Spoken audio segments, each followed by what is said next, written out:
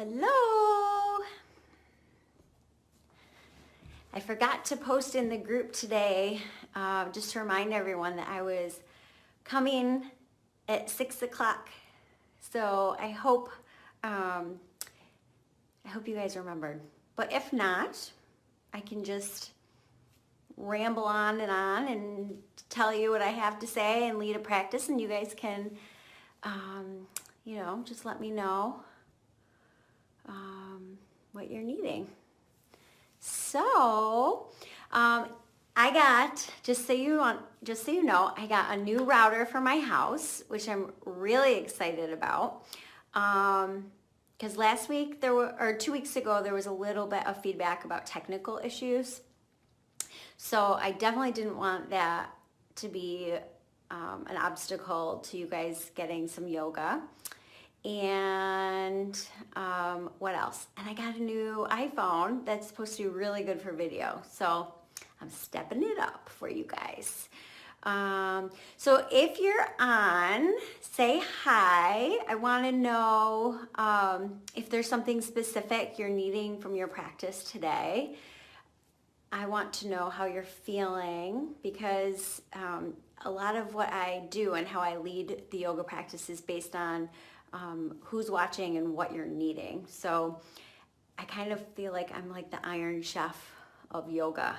If I have some ingredients, which are to me emotion driven, then I can lead a practice will meet you exactly where you're at. So if you are watching and you want to let me know what you're needing, great. And then, so just to reintroduce myself, because I'm still new to this group, I'm not new to CNY. I've been with CNY for 10 years, working with Dr. Kiltz and the awesome Rochester crew. So I live in Rochester, New York, and over the last 10 years I've been leading the Yoga for Fertility program there. And I love, love, love that I have this amazing job where I get to witness and be part of creating families. Oh, hi, Lena. Oh, you rock. Are you going to do yoga? I hope so. Anyways, I'm also a retired massage therapist. I've done energy work training. I Reiki, my abdominal massage. I also worked on the clinical side with the clinical team at CNY for years, assisting. So I have lots of knowledge just in terms of healing in general. And, oh, hi, Amanda. This is great, love. Oh, are you going to practice?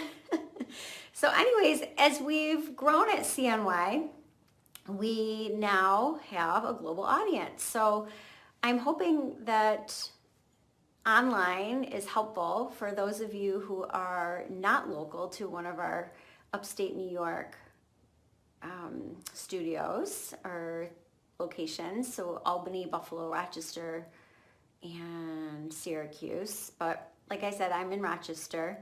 And what else? All right, so I guess that's it. I also have, I'm launching a company called Fertile Hope Yoga. You can go to my website, fertilehopeyoga.com, and I'll post it. I'm going to be starting to send out really cool information once a month. So once a month, tips, tricks, yoga videos. I'm going to be sending out, I'm putting together a free course called Roadmap to Miracles. So you can go to my website now. It's still being built, but you can put in your email and opt in for that. And I'm going to be hopping on there regularly starting this month to get you guys information and content that will be relevant and helpful for you. So if you have any requests for that too, I'm happy to accommodate. So go to my website, fertilehopeyoga.com. All right, so what else? I wanted to talk about, so when we practice yoga, a lot of times we think about yoga as a physical practice, because in Western culture, a lot of us have made yoga like kind of like a workout, which it can feel like a workout if you're doing lots of physical poses. But yoga in general, there's actually 8 branches and limbs of yoga. They're called the 8 limbs of yoga. So, and they vary. So the physical poses or asana is just one limb. We have breathing, the pranayama, another limb. Another limb are the yamas, and then the niyamas, which are basically about how we take care of ourselves mentally, emotionally. So our inner world, hygiene for our inner world. And then how when we walk through the world off our mat, kind of how we interact with the world around us. So there's principles that guide us for that too, like such as compassion. And that can go in any direction. So compassion for others, and then giving ourselves compassion too, especially as we navigate a difficult process like this. So that's why I'm saying yoga on and off the mat. And one of the things I've been seeing in this group, I know it was requested, a couple questions. I think it was when you guys were with Lisa one night talking about how to stay positive on this journey. And I think that's a hard, it's only hard if we make it. That's not the right word. When we talk about staying positive, if we say like, oh, I have to be positive, we're actually putting an additional pressure on ourselves. Where if we come from a place of going in, acknowledging how we're feeling, no matter what it is, and not putting a judgment on it, right? So sadness, hurt, anger, frustration, those are not the most fun of emotions, right, to feel. However, they're not bad, they're just feelings. So if we allow ourselves to feel those things, go move through it, give ourselves 5-10 minutes, really feel it, and then let it go, come back to our center, which is what we practice and we're going to practice today, and then kind of like regroup and off you go. But what happens is when we have all these emotions and we don't give ourselves time to process them and we don't give ourselves space, what happens is they become compiled, and it's like literally like a filter in front of our eyes. So now, instead of just feeling the frustration or feeling the hurt, now it's about projecting that through the lens of our eye and how we're seeing things and interacting with people and our surroundings and our everyday things. So how can we then acknowledge or become aware that that's what we're doing, instead of, which is really like a lot of what we do is just avoiding feeling, right? So instead of avoiding those feelings, feeling the feelings, and then just naturally, it's going to put us, when we feel lighter, it's going to put our mind and our body in a better position to tap back into possibility, openings. The universe is happening for me, not to me. So getting out of victim mode. So to me, it's not so much about like, okay, I have to stay positive, like more like forcing, more like, okay, if I have a thought that's maybe not serving me in the best way, it's not about judging that and then feeling guilty, and then it's like, just get rid of it all, and come to a place, we're going to come to a place with yourself where no matter what you're feeling, it's okay. Anyways, if you can acknowledge that you're having some thoughts that are not serving you, that are like filled with doubt or fear or, just a heavy moment, if you can just acknowledge like what feelings are driving that, because our feelings are the drivers, our feelings are the fuel, then feeling that, letting it go, and then coming back, practicing yoga, talking with a friend who gets it, journaling, coming back to gratitude, whatever it is that brings you back to a place of joy and opening, go there. So, and yoga is just one of those things, at least for me. It's been such a powerful way to reconnect, regroup, no matter how I'm feeling, no matter what kind of day I've had, I can get on my yoga mat and regroup and feel better, feel lighter, feel tap back into that sense of opening and possibility and my strength and peace. Because no matter what's happening, really we have a choice. So, and how we interact with that. So, all right. So if you guys have any requests for the yoga, so that's the yoga off the mat. Take it for what it's worth. But I think it's some of that stuff you don't even necessarily have to think about. It'll happen once you start practicing the yoga too. Because some of that heaviness and the emotions, and you're just giving yourself the space to process all of that in your body, not in your mind, when you practice the yoga. And so some of that stuff just naturally unwinds and happens on its own. So, okay. All right. Well, I'm going to move the camera unless you guys have any questions. And I hope you've created a space in your home. You minimally need a yoga mat and some quiet space. And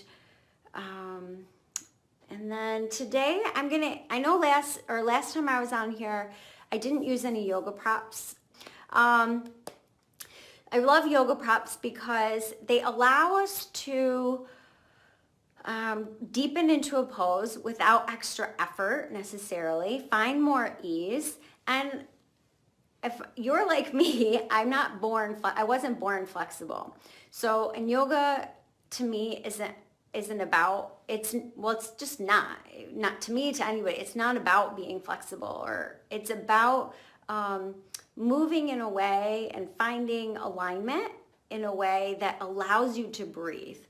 So props do that because if the floor is not there, if you can't reach the floor, well, then you put a prop there, and then all of a sudden you have your new floor. There's a new height there.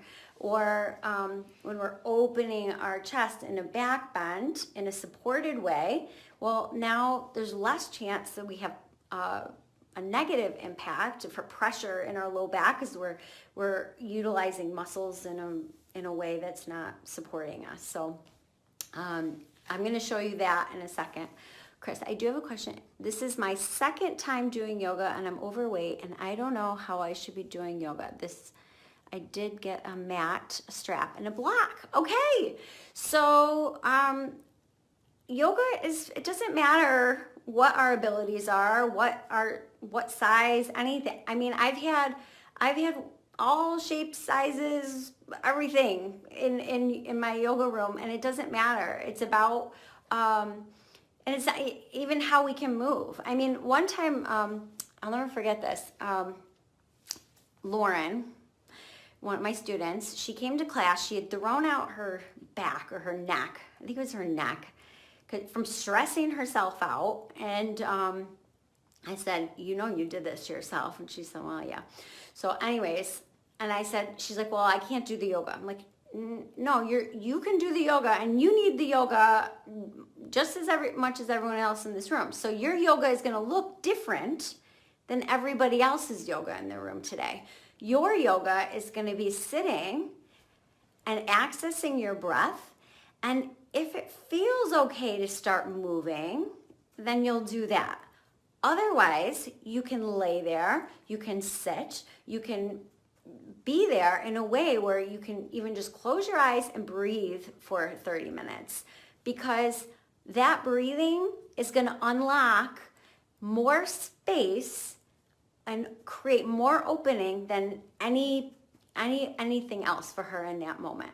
So I'm telling that story because I want you guys to understand that the yoga isn't about necessarily like how much you can get into a pose or stretch, or no, it's how much can you connect inside with your breath, and then the movement becomes an expression of that. And I will keep in mind everything I teach too, because it's, for me, the way I teach is more meditative, and also because yoga for fertility specifically, we don't need more of the go, go, go, go, go kind of effort. we need, what we need is to allow our nervous system to switch gears, which is more of the restorative yoga, which is more of the turning inward. So it's not a ton of active yoga anyways. So hopefully, Chris, did that alleviate a little bit of any concern that you might have had? I will, and of course, I'll keep that in mind tonight as I'm leading the practice, that you've only done yoga twice, and I'll make it extra. I'll try to be extra. Okay, good. Yay. All right, I'll be extra specific and maybe a little bit, just slow down a little bit too. Which it doesn't matter if you've been practicing twice or 1,000 times. I love teachers. I've been practicing for 20 years. I love teachers who slow it down and allow me to feel into my body and get into the pose. So, yeah, so you're good. Second time, 1,000th time, doesn't matter. All right, but we're going to be practicing for about 20 minutes tonight. That's my goal.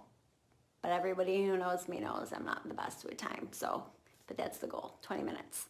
All right, so I have, if you have blocks, I have blocks here and my belt. So let me just show you real quick how to put that together. I don't know if you'll have the same one as me, but real quick. So you have the two ends there, the rings, and the end of the strap. You're going to put the end of the strap through both of the rings, and then up and over one, and then through the other. So it creates like a little slip knot.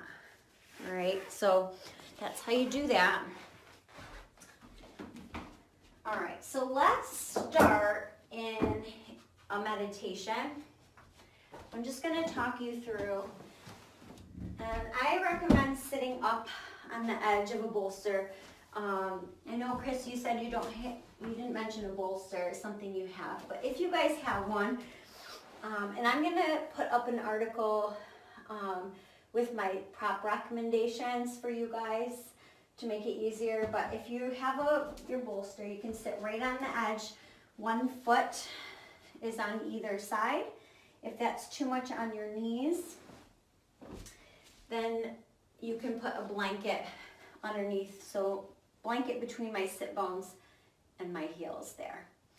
And let's see, if you don't have a bolster, you can just, even sitting on a chair, the edge of a chair, or you can sit cross-legged. You can just take your block too. I know you said you had a block, so the other option is you can take your block, put it on the side, and sit back, if that's enough height. So you don't ever want to feel pain in your joints. All right? All right, so then you can go ahead and close your eyes. My palms are facing up, resting on my thighs. And just go ahead and take a nice deep breath. So inhale. Exhale.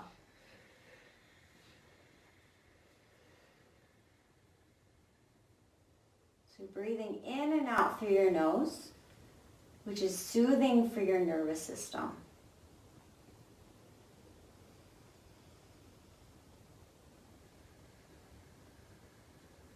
You want to let your tongue move away from the roof of your mouth.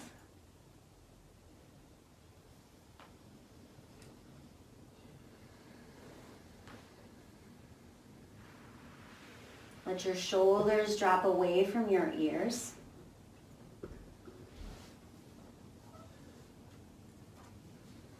And you want to feel your legs heavy into the earth.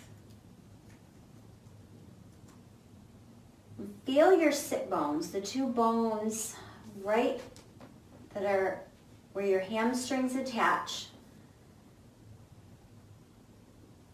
Ground down into whatever you're sitting on.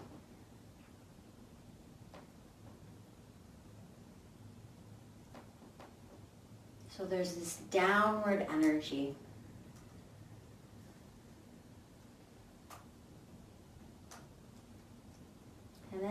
start feeling your breath move through your body.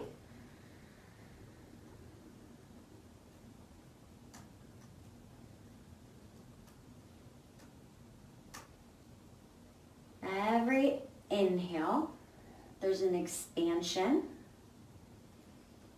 And every exhale, there's a contracting, releasing. So every cycle of breath, on the inhale, there's a new opportunity, possibility, and every exhale, there's just as much opportunity, but it's a release. It's an opportunity for letting go.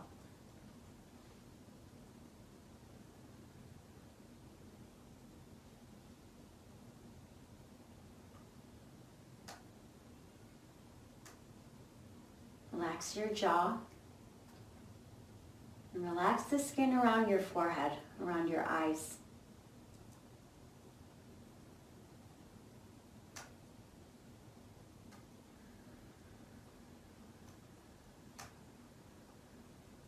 Just see if you can start to feel your body settling a little bit.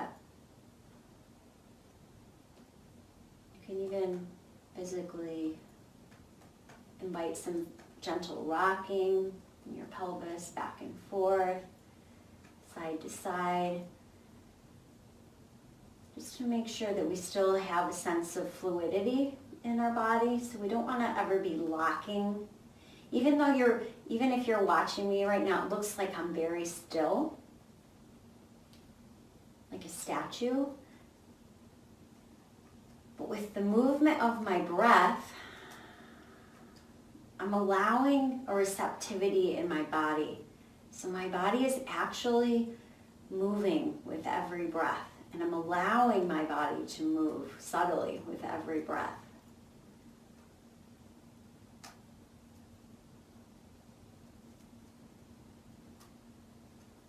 And that's the invitation of surrender.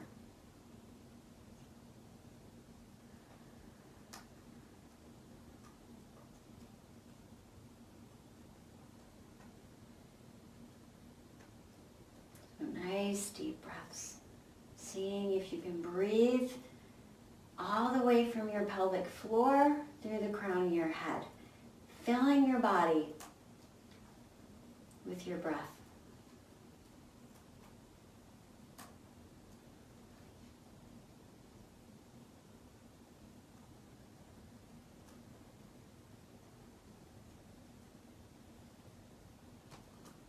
Just imagine yourself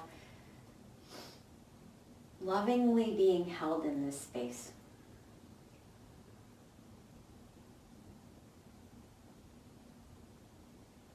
You have every support, everything you need.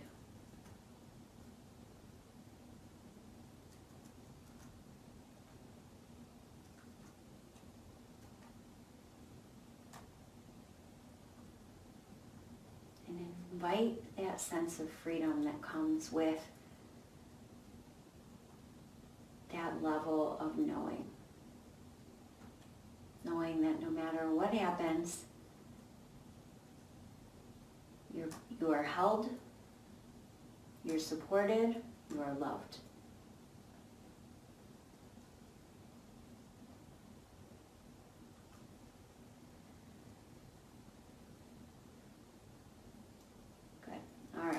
Just gently opening your eyes. You can interlace your fingers and inhale, reach. Drop those shoulder blades away from your ears. And just reaching through the crown of your head. Bring your palms facing your ears. You can bring your arms out in front of you and then retract your shoulder blades back. So I'm going to move to the side so you can see. But inhale and then exhale, squeezing. So you're retracting your shoulder blades onto your spine and then keeping your shoulder blades down away from your ears. Then you can start inviting, once again, the lift through your arms. And you can bring your arms to a V Usually our shoulders are pretty tight, so it feels better. We have more room to open with the V. Good. And then right hand comes down. I'm on my fingertips. Left palm still facing my left ear. I'm just going to invite a gentle side bend. So you can bend through your right elbow. Inhale. Exhale. And then you can gently look down to open the side of your neck. Nice big breaths. Anything doesn't feel right, please don't do it. Although everything we're doing today is safe no matter what kind of cycle you're doing. But still, it's your body, so you're the best. You know the best in terms of what will work for you and what doesn't. Inhale, reach, right palm facing your right ear. Exhale, side bend. You can bend your left elbow. Exhale. Inhale. Exhale.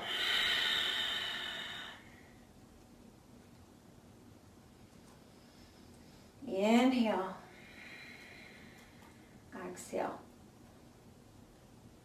Good.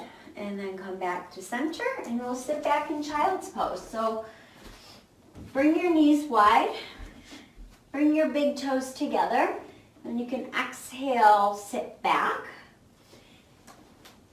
And as you sit back, if your forehead doesn't quite touch the earth, then you bring the earth to your forehead. So you can take a block.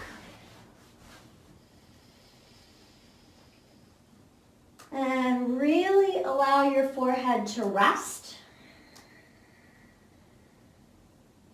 And find those nice, deep, rooted, grounded breaths. So on the inhale, everything expands.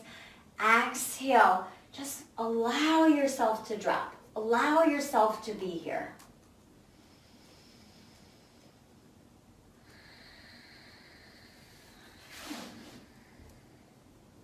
Good. And then one more time, we're going to open our side body. So when we open the sides of our ribs, any chance that we're holding anxiety physically in our body, we're giving that a chance to move. So anxiety we usually hold here in our solar plexus here, in our chest area. So we're going to open up the lungs, open all the muscles that are involved in breathing, because as soon as we start feeling anxious, first thing we lose is our breath. So we're going to open up those muscles. So hands walk to the right. And we breathe into our left lung. So I'll move this way so you guys can see better. Inhale. Exhale.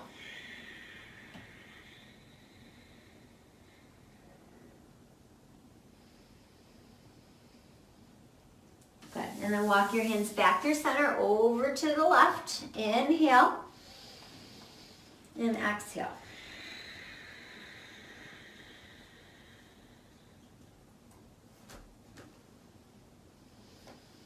Nice big breath. One more. Inhale.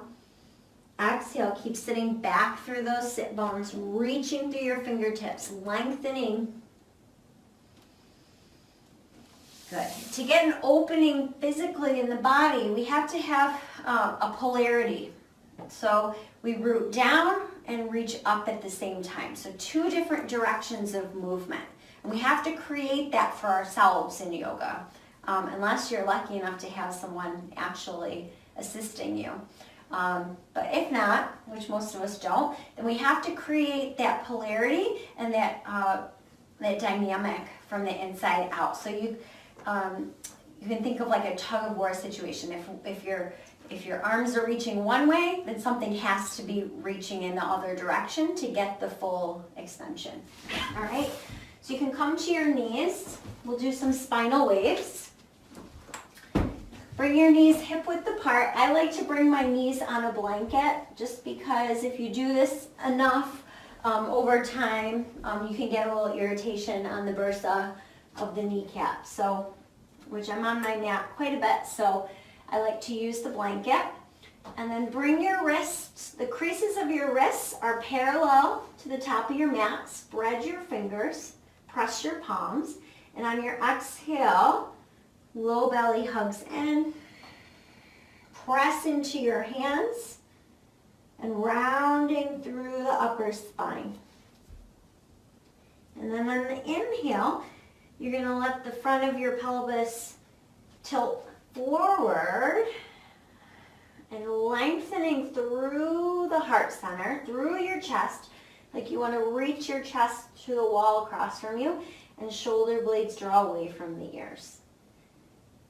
So exhale, we round, and inhale, lengthen. And you can either curl your toes under or actively press the top of your feet down into the earth, whatever feels better. But just keep moving with your breath. And you can even close your eyes here. Exhale, rounding. Inhale, lengthening. And exhale, rounding. Breathing. Inhale, lengthening. Good. Crawl your right knee forward. You're going to keep your right hand, well, actually, crawl your left knee forward so I can show you better. We'll start on this side. Crawl your left knee forward. Right hand stays on the ground. You're going to tuck your pelvis under just a little bit. Left hand comes to your hip. And then on the inhale, you're going to revolve open. Inhale. So there's a broadening across your chest. Shoulder blades are still drawing away from your ears. You can look up. And then if you have enough room, extending through the left fingertips. And breathing. Good. And then we'll switch sides. You don't have to move. I'm just going to move for your sake. So right knee comes forward this time. Left hand stays down, right hand to your hip. Little tuck in the tailbone. Inhale. Exhale. Opening up. So a little twist. And then you can reach. I'd rather you get your shoulder blades away from your ears though. So if you can't reach up through the arms, it doesn't matter. Inhale, reach.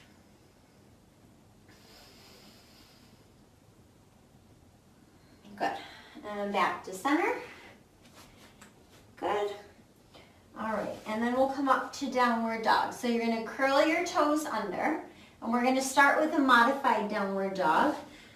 So if you do this pose and you feel like there's a lot of weight in your wrists, you can use your blocks if you have blocks. So you can elevate your hands. If you elevate your hands, it's going to put more weight and help you get the weight back into your feet. So otherwise, you're here, toes curl under, and exhale, sit back. So my knees are bent, and my fingertips are spread, and my neck is heavy. And I'm just breathing here. If your hands are elevated on the blocks, your blocks are at least as wide as your shoulders. The base of your palms are resting on the edge of the blocks, and you press in and back. And I haven't unfolded my legs yet. I'm just working on a nice long spine, allowing my neck to get long. Working out some of the tension there. Jaw is soft. And then drop to your knees whenever you need to. So come out of the pose at your own pace, and then we'll do a few more spinal waves. So exhale, round. Inhale, lengthen. Good. Exhale, round. Inhale, lengthen. Good. And then we'll come right back into downward dog. So our second downward dog, it doesn't matter if your hands are elevated or if your hands are on the mat, whatever feels better.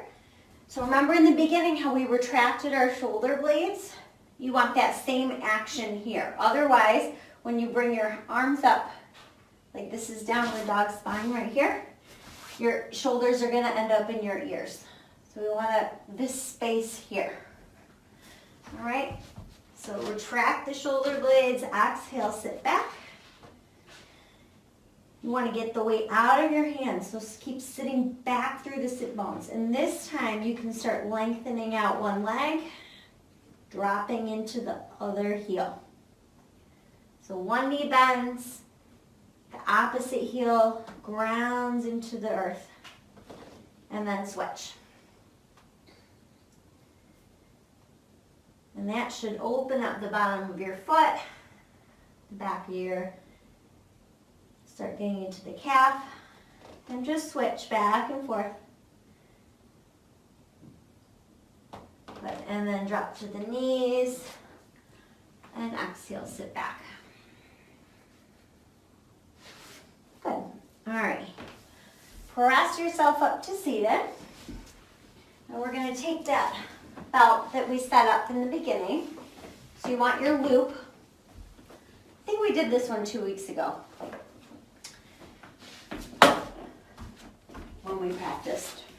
All right, so you're gonna lay onto your back, and the loop is going to depend on the length of your hamstring. So for those of you who are tighter, you can have a bigger loop. If your legs are tight, bigger loop. If you have more flexibility, smaller loop. And then the loop is going to go around the ball of the right foot. You can start with your left knee bent, and then you're going to straighten through the right leg, pressing through the ball of the right foot until, and you can adjust your loop here. So once you get into the pose, sometimes you don't have enough loop, sometimes you have too much. You don't want any bending in the right elbow or the right knee. That's the good distance for you. And like that polarity of movement that we were talking about, what's going to happen here is your tailbone, because your hamstrings are tight, is going to want to lift off the ground. So you have to take that right sit bone and pelvis and press it down into the earth so you can preserve the curve of your low back. So you should be able to take your left hand and feel the curve. You should be able to fit your left fingertips under the ground. Spread through the toes, soft belly. And then if you have a little bit more room, you can lengthen through the left leg here as well. Jaws soft. Okay. And hopefully you didn't lose me. All right. And then we'll switch sides. So the ball of the left foot is reaching. And then you can bend your right knee and go setting yourself up. So one leg, it's common for one leg to be longer than your other, by the way. So just if we have some natural imbalances in our body that just occur through whatever daily activities we're assuming. So here, ground down through the left sit bone. Back of the left pelvis is pressing. I want to be able to feel space in my low back. Spread through the left toes. Low belly is soft. And then, if you have room, you can lengthen through the right leg. And if I'm lengthening through the right leg, it's still active. So I'm pressing through the ball of my right foot. And nice big breaths here.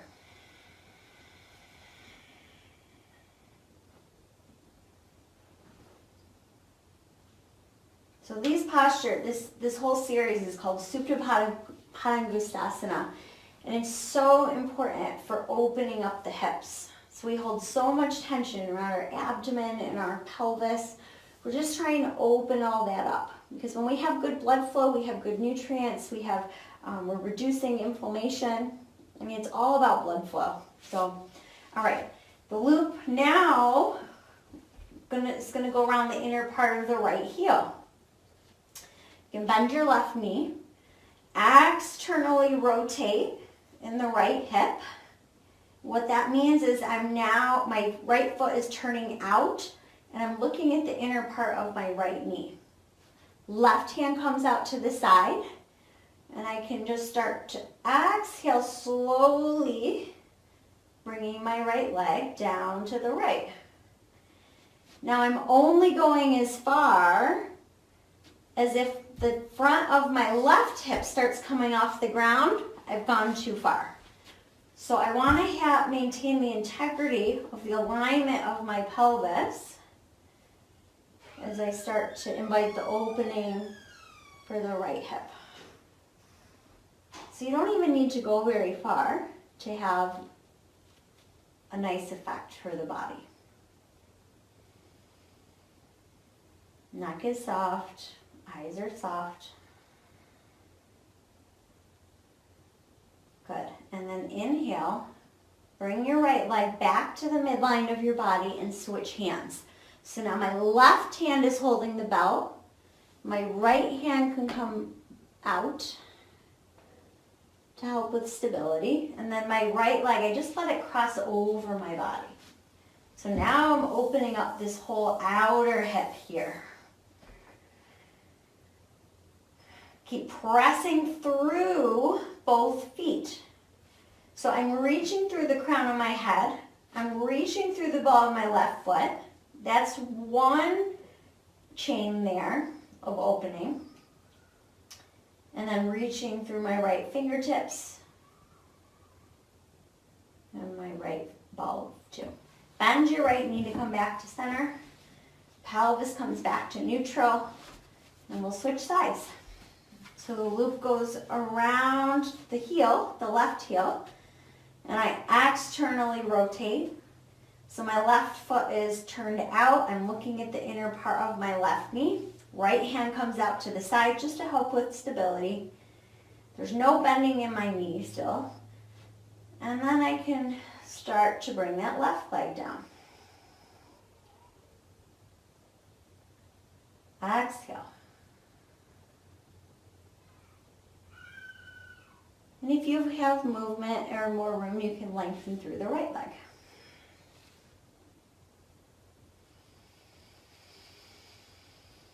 Nice big breath.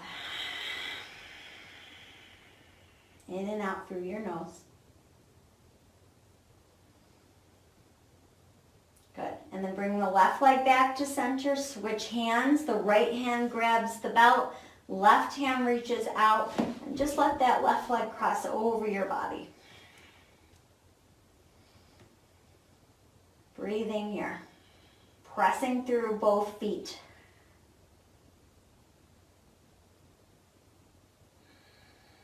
Good. And then bend the left knee. Exhale. Back to center. You can just reach your hands.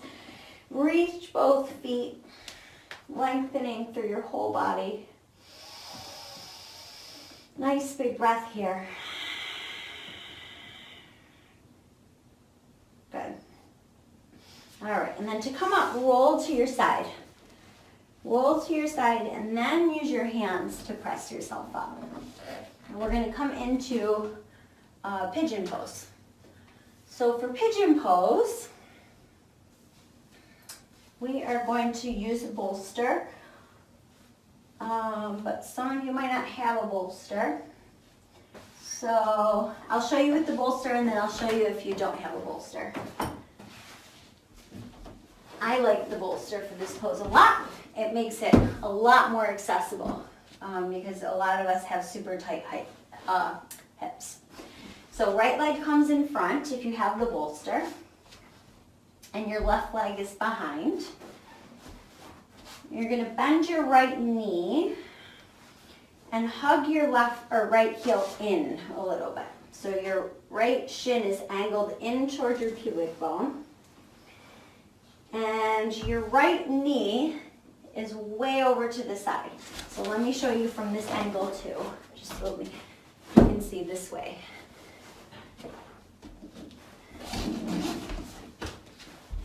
Hopefully you can see. Well, I don't know if you can see. I'll let the camera cut you off. All right. So either way, you want the front of the left hip to come down so that both halves of your pelvis are level to the earth. And then you get long, inhale, and exhale, forward fold. So that's if you have the bolster. If you don't have the bolster, if you're in the pose, stay there. Then you can come back onto your back, cross your right ankle over your left thigh, interlace your fingers behind the left thigh, grab the left leg and draw it in towards you. So you're still getting this outer leg here. And here, if you're on your back, your tailbone's going to want to curl up away from the ground. So you want to try to lengthen your low back out. Good. And just a few more breaths here. Activate your feet. Shoulder blades are heavy.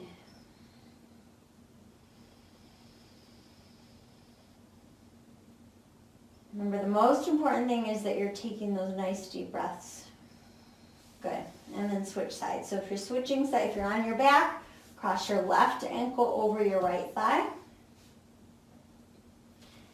And you can interlace your fingers behind your right thigh. And again, if you're using the bolster, then left leg comes in front this time. Right leg reaches back, and you're going to get long. So inhale, good, and exhale, forward fold. So my right leg is reaching back. You don't want to feel any pressure in the knee or your ankle, so if you feel anything uncomfortable, then come out of the pose. You can go onto your back.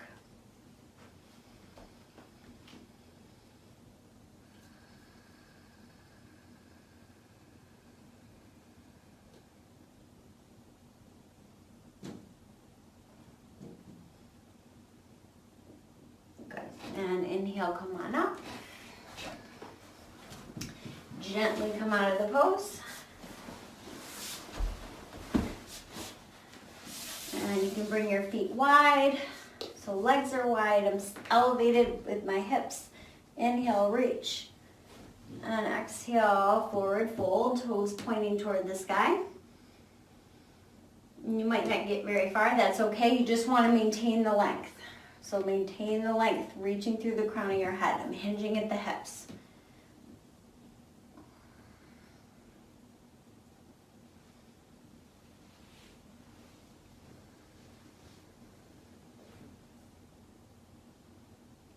Good. And inhale, grab behind your knees, and we'll come into our final relaxation pose. So I gotta figure out a way to, if it's okay to have music on these videos. I'll find out, and maybe next time we'll have music for the final relaxation. But here's the pose I'm gonna recommend. I'm gonna recommend Supta Baddha Konasana. So you take your bolster, and then you take a blanket and you roll it. So from the short edge of a rectangle, you roll it. That's going to support one leg.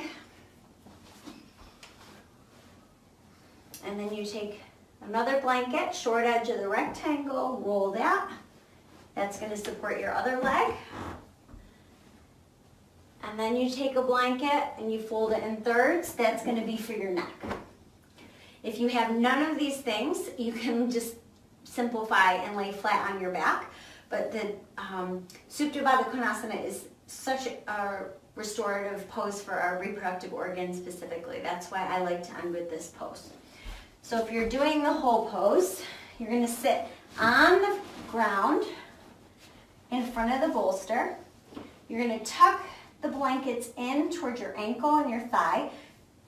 soles of the feet come together. And then one vertebrae at a time, articulating your spine as you roll back. So your whole spine is supported on the bolster, and the blanket for your neck comes right up to your shoulders. And then your arms come out to the side. Just let your shoulders be heavy, palms facing up. And again, if you don't have the props, you can just lay flat on the ground, cover yourself. The most important part one of the most important parts of any relaxation pose is making sure you're warm.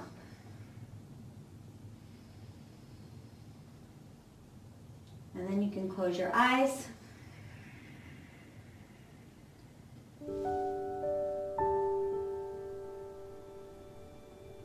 Let your whole body drop.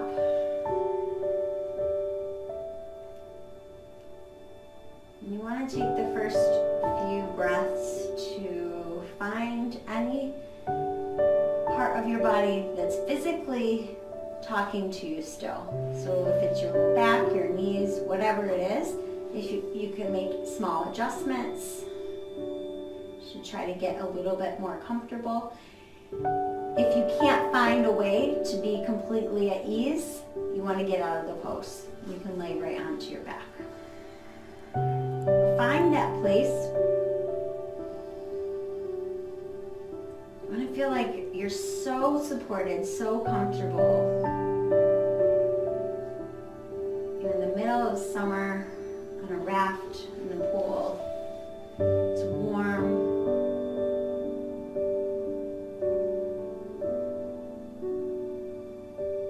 There's such a sense of ease physically. You don't feel like you have to hold yourself in this space at all.